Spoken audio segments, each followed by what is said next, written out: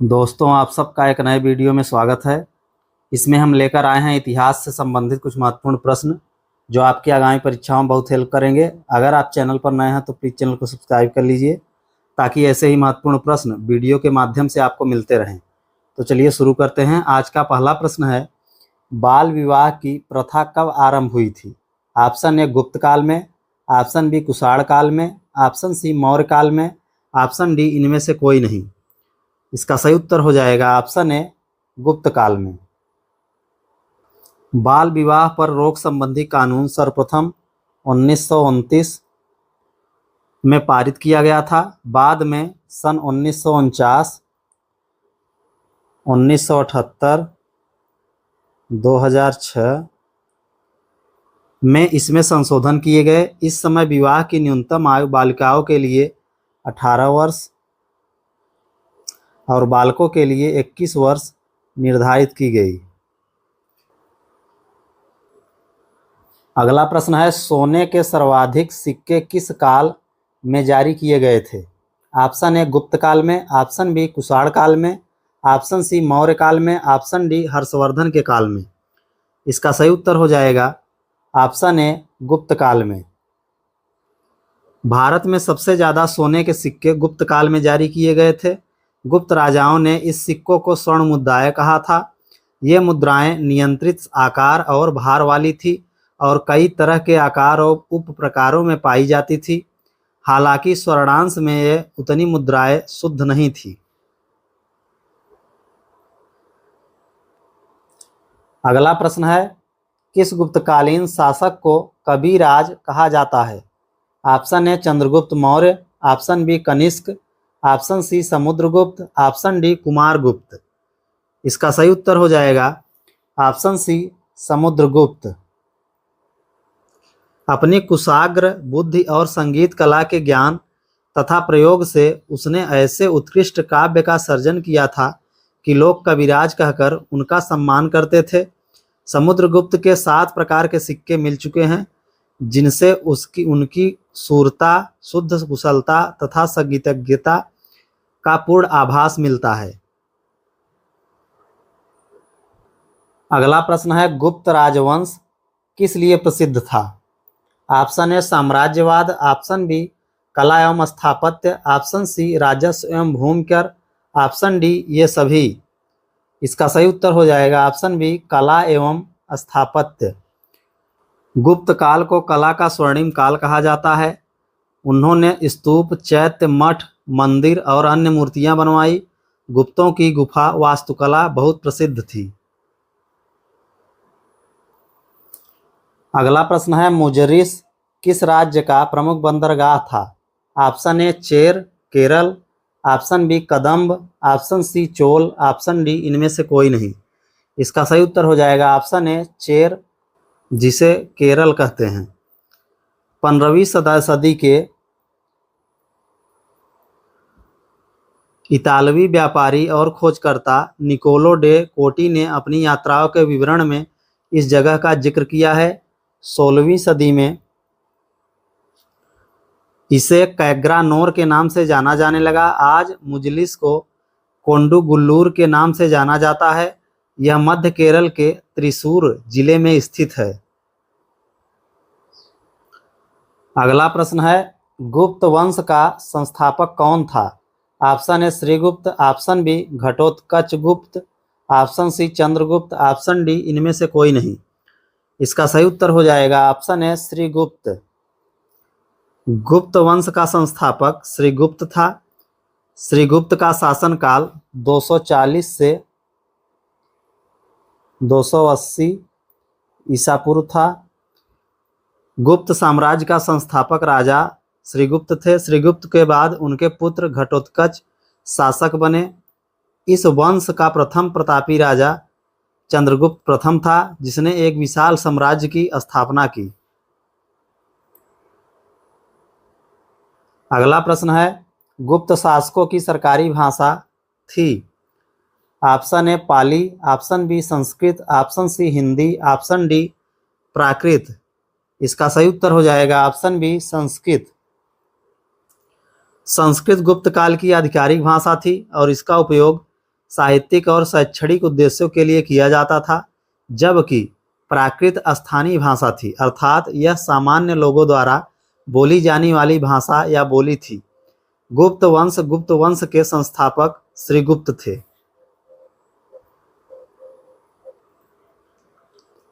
अगला प्रश्न है, प्राचीन भारत में निम्नलिखित में से कौन सी एक लिपि दाईं ओर से बाईं ओर लिखी जाती है? Option A Kharosthi, option B Sharada, option C Nandinagari, option D इनमें से कोई नहीं। इसका सही उत्तर हो जाएगा ऑप्शन ए खरोष्ठी। भारत की लिपियों में खरोष्ठी लिपि और ब्राह्मी लिपि ऐसी लिपि थी जिन्हें दाएं से बाएं ओर लिखा जाता था। ब्राह्मी लिपि भारत की प्राचीनतम लिपि रही है, जो भारत की अधिकांश लिपियों की जननी भी मानी जाती है। इस लिपि को दाएं से बाएं ओर लिखा जाता था। ब्राह्मी के अलावा खरोष्ठी लिपि है जो दाएं से बाएं ओर लिखी जाती थी। अगला प्रश्न है, भीमबेटका किसके लिए प्रसिद्ध है? ऑप्शन ए खनिज, ऑप्शन बी सोन नदी का उद्गम स्थल, ऑप्शन सी गुफाओं के शैल चित्र, ऑप्शन डी इनमें से कोई नहीं। इसका सही उत्तर हो जाएगा ऑप्शन सी गुफाओं के शैल चित्र। भीमबेटका भारत के मध्य प्रदेश प्रांत के रायसेन जिले में स्थित एक पुरापाषाणी का आवासीय पुरा स्थल है। यह आदि मानव द्वारा बनाए गए शैल चित्रों और शैलाश्रयों के लिए प्रसिद्ध है। इन चित्रों को पुरापाषाण काल से मध्य पाषाण काल के समय का माना जाता है। ये चित्र भारतीय उपमहाद्वीप में मानव जीवन के प्राचीनतम चिन्ह हैं। अगला प्रश्न है, निम्नलिखित में से कौन सा एक प्राचीन भारत में व्यापारियों का निगम था?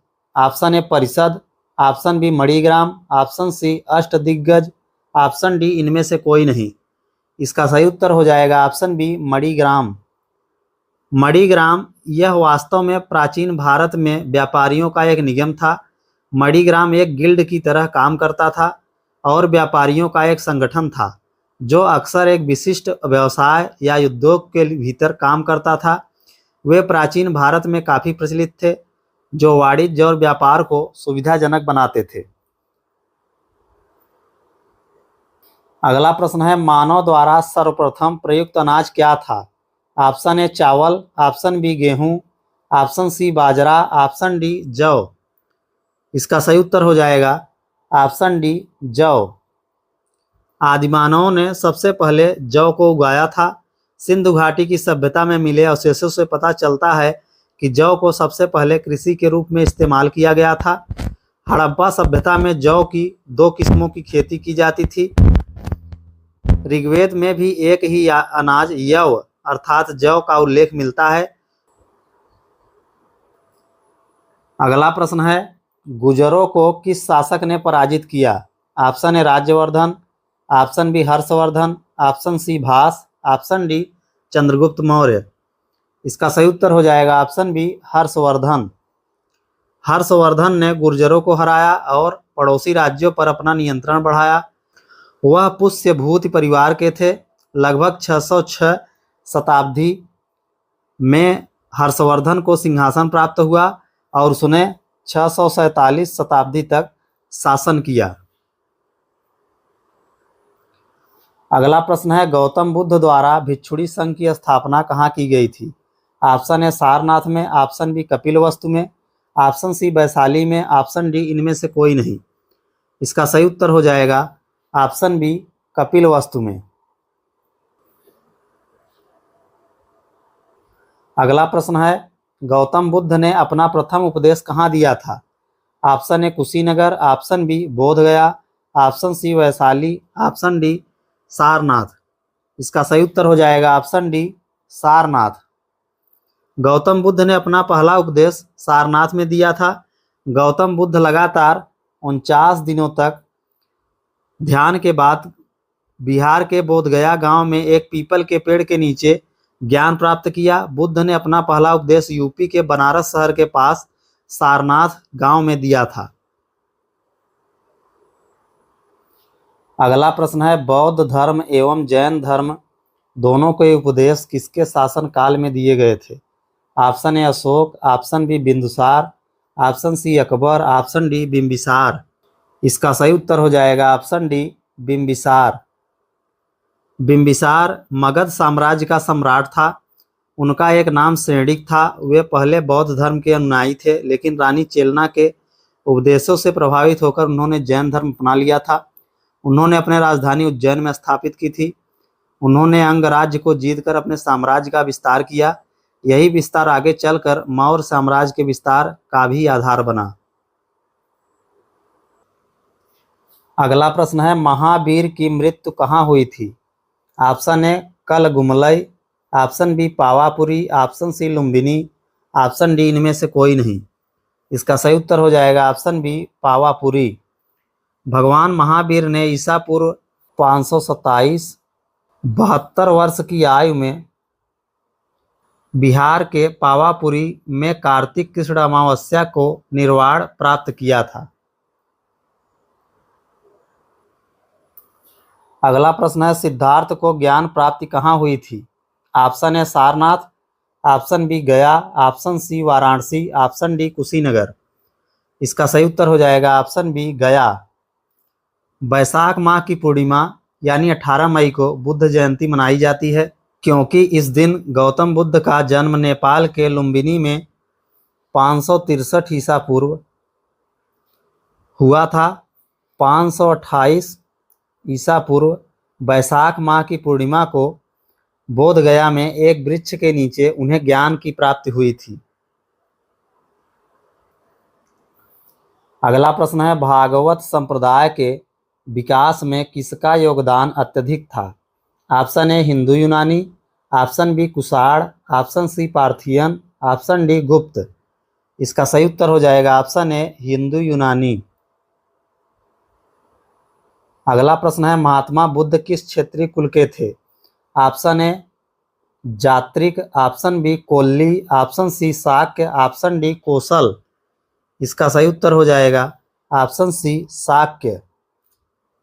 महात्मा बुद्ध का जन्म 563 ईसा पूर्व इक्ष्वाकु वंशी क्षत्रिय शाक्य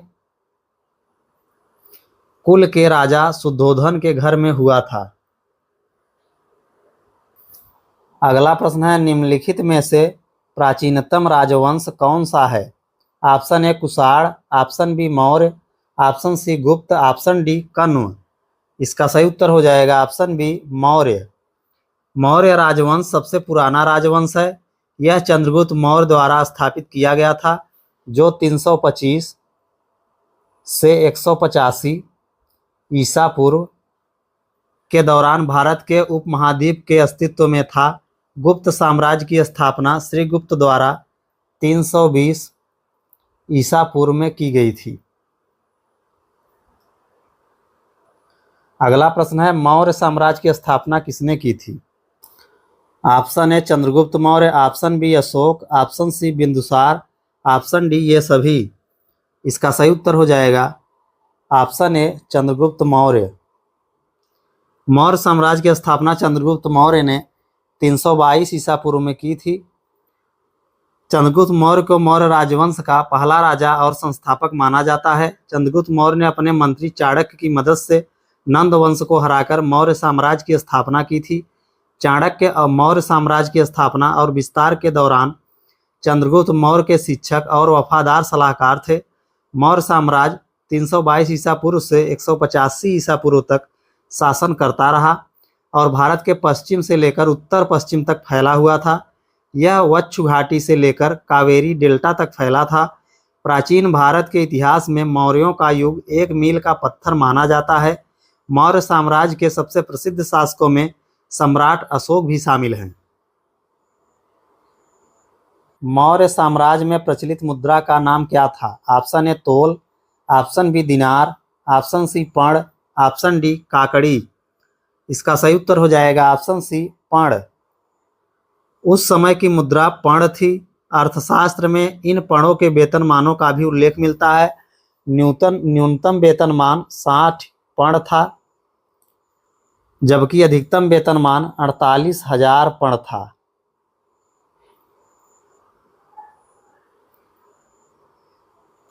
अगला प्रश्न है, मौर्य काल में शिक्षा का सर्वाधिक प्रसिद्ध केंद्र था। Option A Nalanda, option B Taxila, option C Vaishali, option D Ujjain. इसका सही उत्तर हो जाएगा ऑप्शन बी तक्षशिला। मौर्य काल में शिक्षा का सर्वाधिक प्रसिद्ध केंद्र तक्षशिला था। मौर्य युग की अवधि के दौरान सबसे प्रसिद्ध शैक्षिक केंद्र तक्षशिला विश्वविद्यालय था, जिसे अभी भी दुनिया का सबसे पुराना विश्वविद्यालय माना जाता है, जिसकी उपस्थिति 5वीं या 6वीं शताब्दी की है। अगला प्रश्न है, सांची का स्तूप किसने बनवाया? Option A Gautam Buddha, option B Khargone, option C Ashok, option D Chandragupta. इसका सही उत्तर हो जाएगा ऑप्शन सी अशोक। अशोक ने पहला स्तूप बनवाया और यहाँ कई स्तंभ बनवाए। प्रसिद्ध अशोक स्तंभों के मुकुट, जिनमें 4 शेर पीछे की ओर खड़े हैं, को भारत के राष्ट्रीय प्रतीक के रूप में अपनाया गया है। सांची के बौद्ध धर्म को अपनाया, जिसने हिंदू धर्म की जगह ले ली। अगला प्रश्न है, श्रीनगर की स्थापना किस मौर्य शासक ने की? Option A Dasharath, option B Bindusagar, option C Ashok, option D इनमें से कोई नहीं। इसका सही उत्तर हो जाएगा ऑप्शन सी अशोक। इतिहासकारों के एक वर्ग का मानना है कि श्रीनगर की स्थापना मौर्य सम्राट अशोक ने की थी। कल्हड़ रचित राजतरंगिणी के मुताबिक अशोक ने 245 ईसा पूर्व में कश्मीर की यात्रा की थी और उसी दौरान श्रीनगर की नींव रखी थी। इस तरह श्रीनगर की उम्र करीब 2200 साल है। माना जाता है कि उस समय श्रीनगर पंद्रेथन गांव के पास बसा था, जो अब श्रीनगर के उत्तरी हिस्से से करीब 5 किलोमीटर दूर है। अशोक ने ही कश्मीर घाटी में बौद्ध धर्म की शुरुआत की थी। 14वीं शताब्दी तक श्रीनगर पर मौर्य साम्राज्य का शासन रहा। अगला प्रश्न है, कण्व वंश का संस्थापक कौन था? Option A Narayana, option B Susharma, option C Vasudeva, option D Bhumimitra. इसका सही उत्तर हो जाएगा ऑप्शन सी वसुदेव। कण्व वंश की स्थापना 73 ईसा पूर्व में वासुदेव कण्व ने की थी। वासुदेव शुरू में शुंग सम्राट देवभूति के मंत्री थे। उन्होंने बाद में पूर्व सम्राट की हत्या कर दी और सिंहासन हड़प लिया। अगला प्रश्न है, पुरुषपुर निम्नलिखित में से किसका दूसरा नाम है? Option A Pataliputra, option B Punjab, option C Peshawar, option D Patna. इसका सही उत्तर हो जाएगा ऑप्शन सी पेशावर। पेशावर, जिसे प्राचीन काल में पुरुषपुर भी कहा जाता था, पाकिस्तान का एक शहर है। यह खैबर प्रांत की राजधानी है। पेशावर उल्लेख पुराने पुस्तकों में पुरुषपुर के नाम से मिलता है। अगला प्रश्न है, चरक किसके राज चिकित्सक थे? Option A Ashok, option B Chandragupta, option C Harshvardhan, option D Kanishka. इसका सही उत्तर हो जाएगा ऑप्शन डी कनिष्क। चरक कुषाण वंश के राजा कनिष्क के दरबार में राजवैद्य थे। इनके द्वारा लिखित ग्रंथ चरक संहिता के नाम से विख्यात है। कनिष्क के दरबार का चिकित्सक चरक था, जिसने चरक संहिता की रचना की। अगला प्रश्न है, भारत में सर्वप्रथम स्वर्ण मुद्राएं किसने चलाई? Option A Kushan, option B Shaka, option C Indo Bactrian, option D इनमें से कोई नहीं। इसका सही उत्तर हो जाएगा ऑप्शन ए कुषाण। भारत में सबसे पहले स्वर्ण मुद्राएं कुषाण वंश के राजाओं ने चलाई थी। कुषाण वंश के पहले महत्वपूर्ण शासक कुजुला कड़फिसेस ने इस वंश की स्थापना की थी। हालांकि विम कड़फिसेस ने पहली बार सोने के सिक्के जारी किए थे। कुषाणों ने बड़े पैमाने पर स्वर्ण सिक्के जारी किए थे, जिन पर त्रिशूल पकड़े हुए भगवान शिव और उनके बैल नंदी के चित्र अंकित थे। ये सिक्के उत्तर भारत के ज़्यादातर हिस्सों और बिहार तक पाए गए हैं। कुछ लोगों का मानना है कि कुषाण वंश के राजा कनिष्क ने सबसे ज़्यादा शुद्ध सोने के सिक्के जारी किए थे। अगला प्रश्न है, भारतीय रंगमंच में यवनिका का शुभारंभ किसने किया? ऑप्शन ए यूनानियों ने, ऑप्शन बी पार्थियनों ने, ऑप्शन सी कुषाणों ने, ऑप्शन डी शकों ने। इसका सही उत्तर हो जाएगा ऑप्शन ए यूनानियों ने। भारतीय रंगमंच में यवनिका यानी पर्दे की शुरुआत यूनानियों ने की थी। यवनिका भारतीय रंगमंच का प्राचीनतम रूप है और यह भारतीय संस्कृति और लोक संस्कृति का अहम हिस्सा है। यवनिका का जिक्र संस्कृत साहित्य और अथर्ववेद में भी मिलता है। कुछ लोगों का मानना है कि यवनिका की शुरुआत ऋषि भारत मुनि ने की थी, जिन्होंने इसे साहित्यिक माध्यम के रूप में पेश किया था। दोस्तों, अगर आपको हमारा वीडियो पसंद आया तो प्लीज़ चैनल को सब्सक्राइब करें और वीडियो को ज़्यादा से ज़्यादा लाइक और शेयर करें।